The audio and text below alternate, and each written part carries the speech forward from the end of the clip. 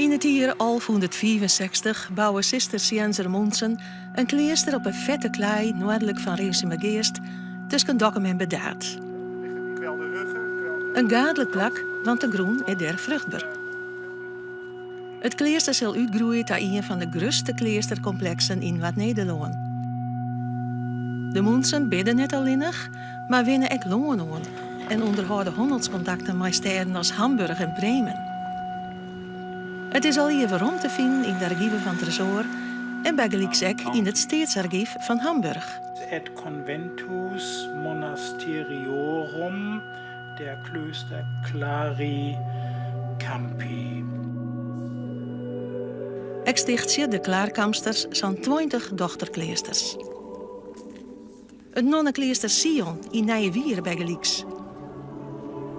Deze beide mannen rennen op het eerdere begraafplak van Sion. De familie Boonstra, die je wennet, liet het longen resten. Er komt geen skep het groen in. Uit respect.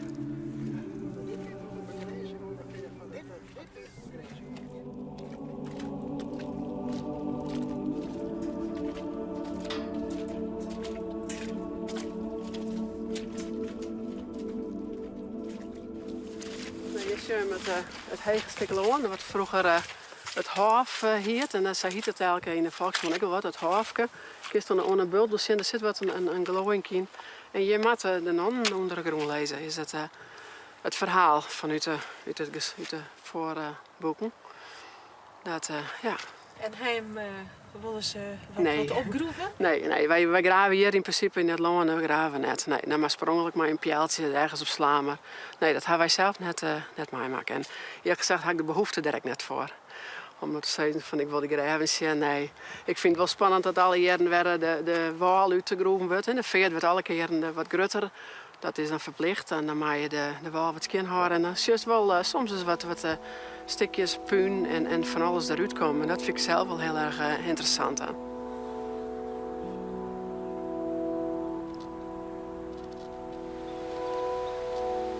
We gaan naar Hamburg. In Hamburg hebben de Monsen van Klaarkamp belangrijke handelscontacten. Hans Mol is op zoek naar een document dat verhelt van een roesje tussen de Klaarkampsters en de Hamburgers.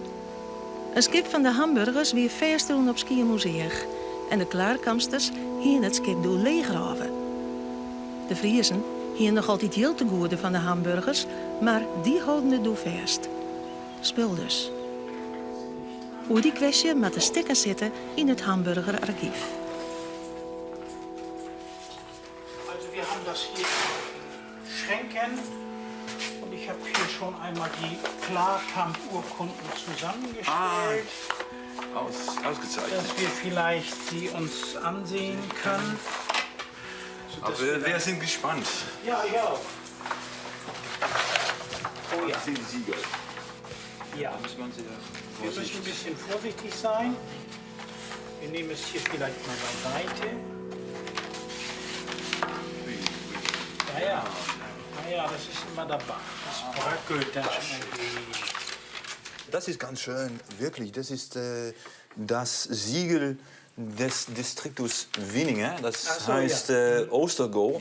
Ich wusste gar nicht, dass es so aussehen würde. Ja, toll. Das ist ganz toll. Ja. Hast du einen dicken Daumen, der da so reingedrückt ist, um das zusammenzufügen Ja. und es nicht zu lösen. Und wenn es abfällt, ist natürlich. Abbas Clari Campi steht hier auch. Ja, hier stimmt. Domino W. Wilhelmus. Vibrandus, vielleicht, oder Vibrandus. Vibrandus Abbati Clari Campi. Ja. En dit had ze in Friesland nog nooit zien dus? Nee, dit had in Friesland echt nog nooit zo. Dit is, ja, we kennen natuurlijk de oorkondenboek, maar natuurlijk is dat oorkondenboek is net zo vreselijk bekend, ik in Friesland net. Maar staat dit er nou zo in de light, ja, dat is fantastisch. Het jouwt ik wil heel mooi aan hoe de verbindingen is weer tussen Friesland, de kleesters, met haar economische potentieel en al haar kleesterbroeden aan de ene kant en de grote Duitse havensteden aan de andere kant.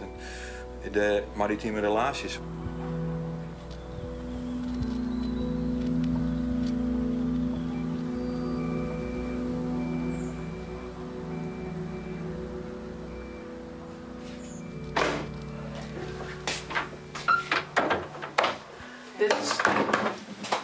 dit is de oude moren, zodat ze vroeger waarschijnlijk van het gebouwtje wat die steen had oornamen. Dus het verhaal gaat dat de moren dus, hij is ook heel dik en heel stug. En dat ze dat hoeske daar, wat die steen had, dat ze deze moren daarvan van bestaan hadden. Dat die nog origineel is. Ja, ja.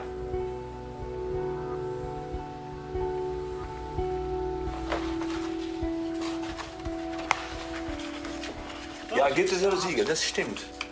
Ja. Auch ganz gut Super, erhalten. ne? Super. Möchten Sie es gerne mitnehmen? Ja, ja, ja. Verstehe ich. Verstehe ich. Möchte ich gerne haben.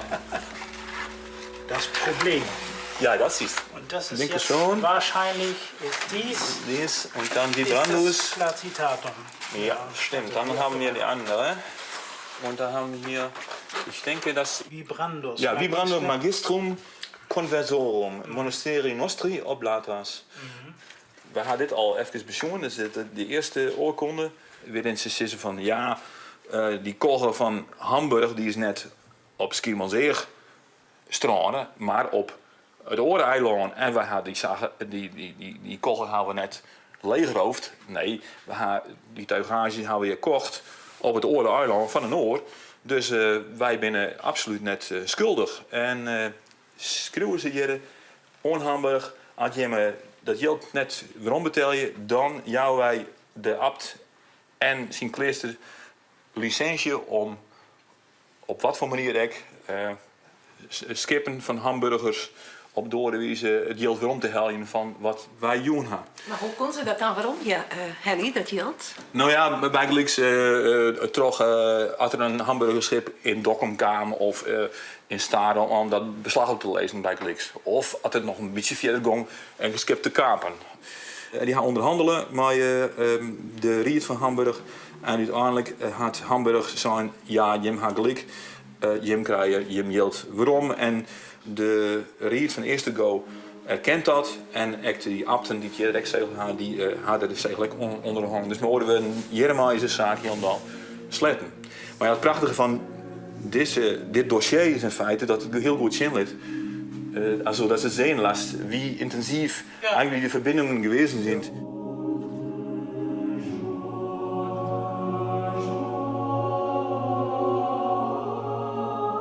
Nou, ik vind het werkelijk fantastisch om het zo te zien. Dus, So einfach ist es einem Westfriesen eine Freude zu machen. ja, danke.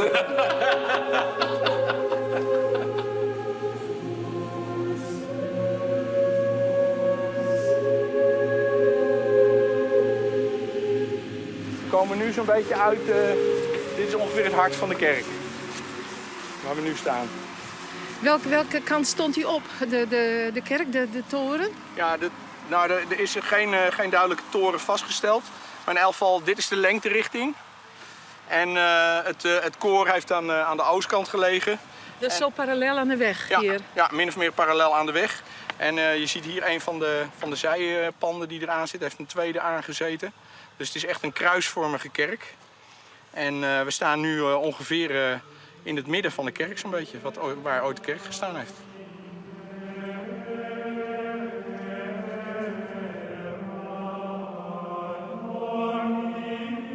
Men zei wel dat de Franse kerk het beste zien liet hoe een grote Cisterciënse kerk eruit zag in oude tijd. Van mezelf wie het zat toen ik in Pontigny kwam, een hele grote abdij in Frankrijk. Toen dacht ik maar eens, nou dit is de Franse kerk. Het klopt al hier misschien wetenschappelijk wel net, maar de sfeer van zo'n grote Cisterciënse kerk, die is je toch wel wat in de Franse kerk. En Franse weer de stad van de skieringers, van de aanhangers van de Cisterciënse partij, dat die hier werkzaam is.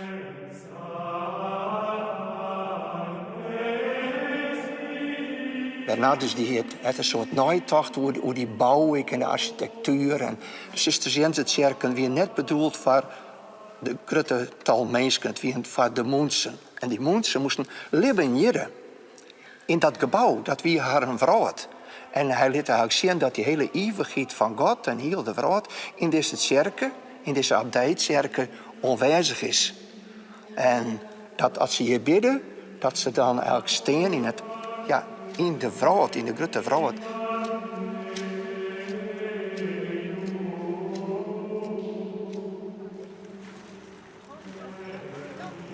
Duidelijk is dat de mensen van Klaarkamp met eigenschappen uitbreide handelscontacten onderhouden. Und halve de 14e eeuw gaat het hard voor de wien. Maar dan wordt het minder.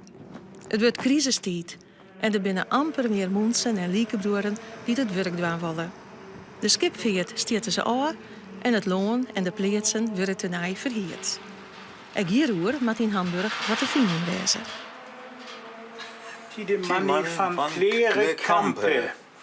Und der hat ein Navis Valet. Es wert, Das Wert etwa 14 Pfund ja, große.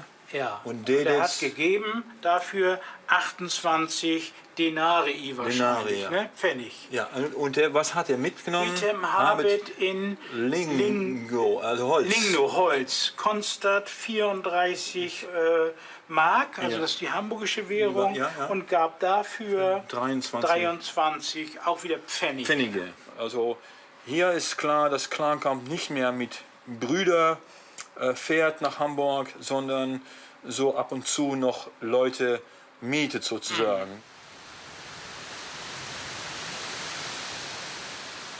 1348, 1350 had de grote pestepidemieën. Die met name ook voor die lekenbroeders voor een grote sterkte eronder zwartje. En wat we ook mee te maken hebben, is de grote oorlog met Holland. Also, dus 1344 is de slag bij Starem. Hè, dat Holland en Hamburg weer maar verbonden. Dus er wienen al die problemen ook, op de skipveert. En dat speelt ook een hele grote rol. Dat die oorlogsomstandigheden heel negatief waren voor de kleestereconomie. Het is correct dezelfde tijd dat die pot met goud in de groen stoppen eerst in Klaarkamp, 1360. Maar worden het weer economische krisenzeiten, zaten ze dat in het Fries en dit zou mooi zeggen kennen.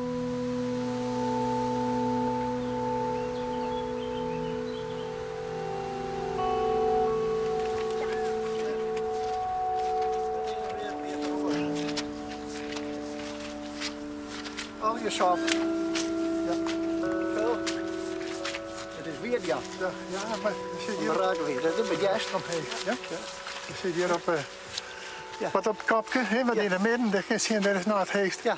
Ja, en daar Je- zijn je- weg in. Hier is al je zwart loon. Dit weer het kerkhof. Dit weer het oude hof. Oh, de hof, dat, Ja. ja. En hier hebben wij wel de wind we daar boten. Een rappelboot, een bitterboten. Ja. En dan winnen we er rond bij slaan op wintermotor. Nou, dan is er zonneheil in de grond. Vonden we alle jaar zitten graafstenen. Ja. En dan is je mooi opgezet met harde vriezen. En dan nunderken er boven nog in. Keurig netjes. Hebben we alle jaar zo mooi achterlaten. Ja. Ja. En ja, dat is een wit verhaal. En dan zit het daar. Daar is het. Ja, ja, en dan kon je hier bij opkomen en dan lag daar een steen, een hele dikke bolsteen, een dopje in de midden. En dan kost het 2 meter naar de Klausgarten van weer, dan kost de afstand meer. Ja, ze gaan weer altijd door de gang geweest. Nou, ik weet dat is Beppe vroeger, dan winnen we in de score aan het bootje op in Strieën. En dan zei Beppe van stel. We waren heel spannend, we winnen Famke van Heres 8. Dan zei ze, ja, die hebben de gouden klok. Nou, wij heel stiekem van, nee. Nou, dan moet dan, volgens de legende moet er een gouden klok in de plaats lezen. Maar nee, dat is ook zoiets, daar kun je wel beginnen te graven, maar wel met je ziekje. Dus dat is van vroeger, ja, de legende. Heel, Dat toch is wel oerleveren. interessant. Dat is oerleveren, ja. verhaal. Ja. Och. Maar dat weet je ook nog uit de oerlevering? Oerlevering van Usman. Wij komen uit een heel oud geslacht van Vlasmars. Van Usman. En Usman is 12 jaar, goed jaar gewoon. En heel goed van geest, die vertelde me al dit alles. En hoe het kleerste En weer. hoe de tijd. Ach, mensen, wat zo loskomt wat in dat te vertellen is. Ja, die wist heel naar weer. Ja, toen familie van Jenny, een zuster van Jenny, had daar een huis gebouwd. Toen zei ik dat Jenny Jousma, Jan Jousma, daar met hem haaien. Hoe sap je? Ik zei, daar zit een greft. Hij zei, hoe wist je dat? Ik zei, van uw mem. Daar is het verhaal. Nou, je weet van jouw mem ek het verhaal over dit stuk land. Dit stuk land, ja. Dat hadden ze toen in de tijd hadden ze dat kocht. En dan zei dat weer voort naar de Franse tijd. En toen hadden ze dit stuk land gekocht en toen was dat oude hof was altijd bruin. Maar had je dat schon? Die graven? Die graven, En ja. die kisten? Ja. hebben we, vind ik, maar oude Johannes Eerder, dat wie is buurman. En daar winnen we hier rond graven, winnen we hier rond bult beslaan. Nou, dat moest in de winter moeten, dan sloegen we een pak modder erop. Hij jood het ik jongen en Walde? Hij jood het ik wel jongen? Nou, dat weet ik minder goed, maar ik weet wel dat ze nou op zo'n, als ze zo diep gingen, dan kwamen ze die stenen goed en in de nunderpaadjes. En dan vonden we eerst, ik zei, wat ik ineens zei, die steentjes en de nunderkens, de lijzen, dat weer daar.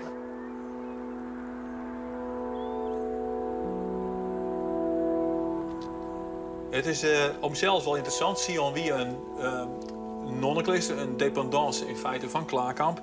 Ooit in de 15e eeuw wie het al heel een dal onder Klaarkamp en ook economisch wie het ingeheel. Dus er wie nooit een verschil tussen de boedels van Sion en van Klaarkamp net.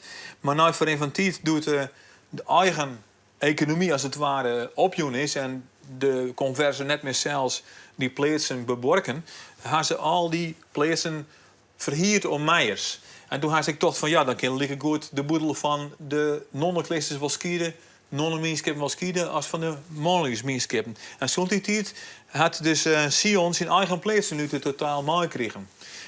Heel tijd is dus per plaats beskeurd. Elke plaats had ongeveer een side. Hier hebben we Nijkerk toe Jaringhuizen. Dat is Jaringhuizen is een woordskip onder de Jester Nijkerk. En hier hebben we dan de pachter Hille Tjepkes. Die had 43 pondematen, waarvan hij jaars geeft te huur de summa van 34 goldgulden. En daarboven zal hij halen 4 voer turfs. Dus hij moet ook nog wat doen. Hij moet 4 ladingen turf heljen voor het klooster.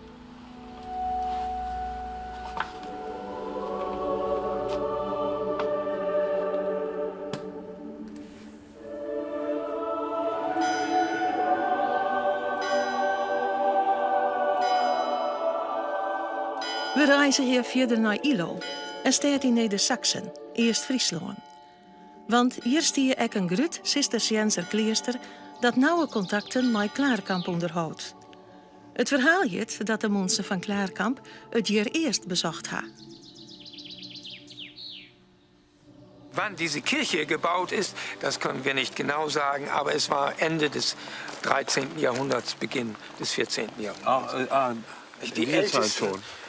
Hier unten drunter hat man dann auch Bretter gefunden von Toten auf einem Kirchhof und die sind frühestens von 1276. Wir wissen eigentlich aus der Chronik von Blumkamp, dass Klaarkamp, das war das Mutterkloster des friesischen Zisterzen. Aber in der Chronik von Blumkamp wird gesagt, ja, die haben in Klaarkamp angefangen, aber zuvor hat man es versucht in Ostfriesland. Und irgendwo hat man hier die Initiative genommen, aber offensichtlich hat das nicht geklappt und ist man von hier nach Rinzimmergeest gefahren und hat man dort irgendwo Größe ein Mäzenas-Sponsores gefunden, die dort die Aufbau von Klaarkamp ermöglicht haben. Dann ist es, ja... Das wäre doch toll, nicht? Ja. Wenn wir als Kleintochter von Klaarkamp, eigentlich die Mutter von Klaarkamp hier gewesen wären. Ja. Es gibt eine Sage hier von Ilo, dass es einen Mönch hier gegeben hat.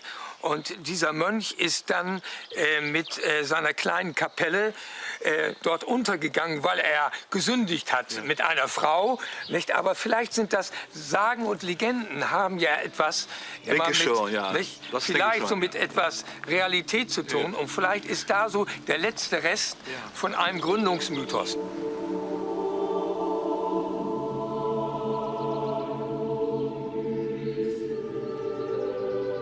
Dieser Pfeiler hat hier gestanden und es ist der südwestlichste Pfeiler der großen Klosterkirche, der Iloer Klosterkirche. Und dort unten, wenn du reinguckst, siehst du, das ist sozusagen der Grund gewesen, der Fußboden. Ja. Und da hat sich der Pfeiler aufgebaut. Und mit diesem Steinhaufen, den die Archäologen 2005 ausgegraben haben, konnten wir dann sagen, wie die ganzen anderen Pfeiler und wie die Kirche ausgesehen hat.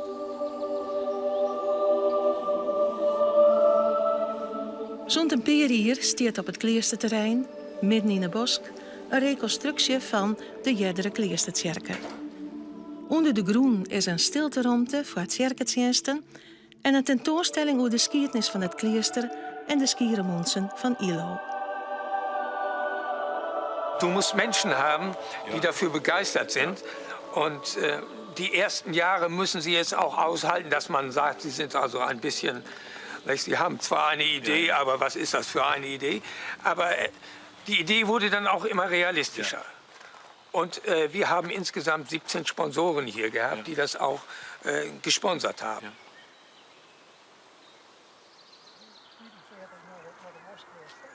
En we zeiden als nog wel verder gist. En hij aan de andere kant. Hij zei, daar vind je steen. En hij zei, daar in de moenen. En hij zei, die moenen, ja, daar bij het klooster. En hij zei, hier hebben ze een pale bouwland bij. En daar verzwargen ze orenkleesters met eten. Ja, dat weet verhaal. En dan voor de oren beweren, dat ik nog, daar ga je berghuizen te lezen. En zo dat zijn de Olberghuizen van dit klooster, dat leidt aan het water. Ja, Eindhoven, hè? Ja. Zijn de 16e eeuw veroordeeld het. In 1500 begint met Luther en later Calvijn de Reformatie. Een beweging die tek in Friesland aanslacht. De mensen leven dan net meer in de monsen die de ziel van mensen de hemel inbidden kan. Er binnen amper meer gewoon die het klooster in willen. Het betekent dan ook de eind van de kloosters in Friesland en dus ook van Klaarkamp. Stadehorn begint met terug te gaan dat die kloosters inderdaad geen functie hebben, tenminste in haar denken dan, in haar leeuwen. Want in die testamenten wordt amper meer onjild om kloosters doen voor gebed, voor de zielenmessen. En er zijn heel veel minder mensen die in het klooster intreden om priester of non te worden, of koormonnik. Want als het intreden was, dan had je natuurlijk het idee dat het een hele nuttige functie had voor de maatschappij als voorbidder voor het heil van oren. Dus die kloosters hebben in feite geen echte functie meer. En ja, dan wie je natuurlijk al zag in de gedachten van vooral Calvinisten, dat monniken winnen gewoon oplichters. Ze verkeerden iets werd in feite geen verlet van wie.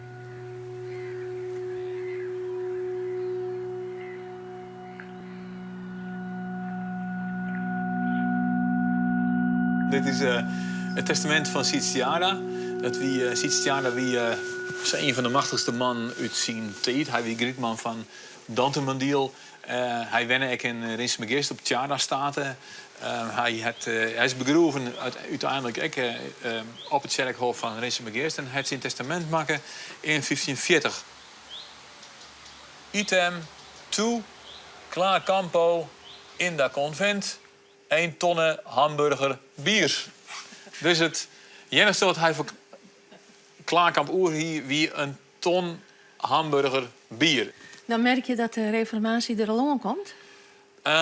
Ja, bij hem vernemen we het alleen nog maar het feit dat we normaal van een man van zijn statuur volle meer verwachten hier. Hij jouwt relatief weinig ten opzichte van wat hij al jouw vermogen ons in ben schenkt. Maar bij tijdgenoten zeggen we dat wel heel scherp waarom. Dat een heel soort borgers en leeuwen bijgelijks die jou amper meer wat omkleed, zo zelfs ben niet al vijandig. En dan, in 1580, gingen de kloosters dicht. De abt van klooster Bloemkamp werd ophellen door soldaten. En boekte kosten van zijn arrestatie zelfs nog in. De 7e februari, 12 Carolusguldens van kosten voor mij en de soldaten die mij haalden. 1,5 Carolusgulden en de 2 stuivers de schipper. Nog 18 stuivers verteerd. Dat wil het allerlaatste. Is het allerlaatste? Dus hij kost een maatje matten voor zijn eigen vervier. Maar een trekschuit richting Leeuwarden. En hij moest ook de soldaten betalen die hem ophalen moesten. Dat had er nog in het boekje en dat is het laatste. Dat is wel tragisch. Tragisch, tot op zekere hoogte wel, ja. Ja, het is wel tragisch. Dus in de midst van februari ben de kloosters opgeheven. En ben er dus overal commissarissen naar soldaten stuurt naar de verschillende kleesters om beslag te nemen van al het materiaal wat er wie en de boekhouding en dergelijke. En de monniken die er nog wienen, ze met mij te nemen. En dat is hier gebeurd. Hij had zijn rekenboek meenamen en dit is de les wat erin geschreven had. Deze steen die is van het kloosterkant, want het klooster heeft een eigen kerk af.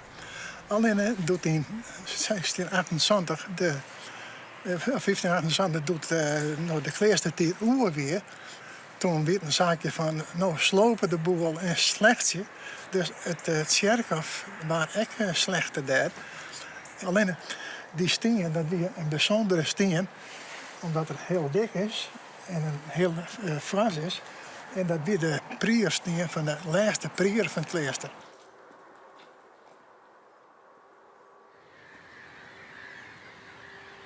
Nou ja, in 1580 werd in één klap alle kleesters in Friesland opgeheven. En de steden van Friesland nemen als het ware dat kloosterland in beslag, plus de gebouwen en alles wat erbij komt. En de complexen, die hebben ze natuurlijk voor een part de inboedel verkocht, om de riel te helpen. En ze hebben het min of meer als Epenbieren steengroeven broeken leden toch de mensen in de omgeving.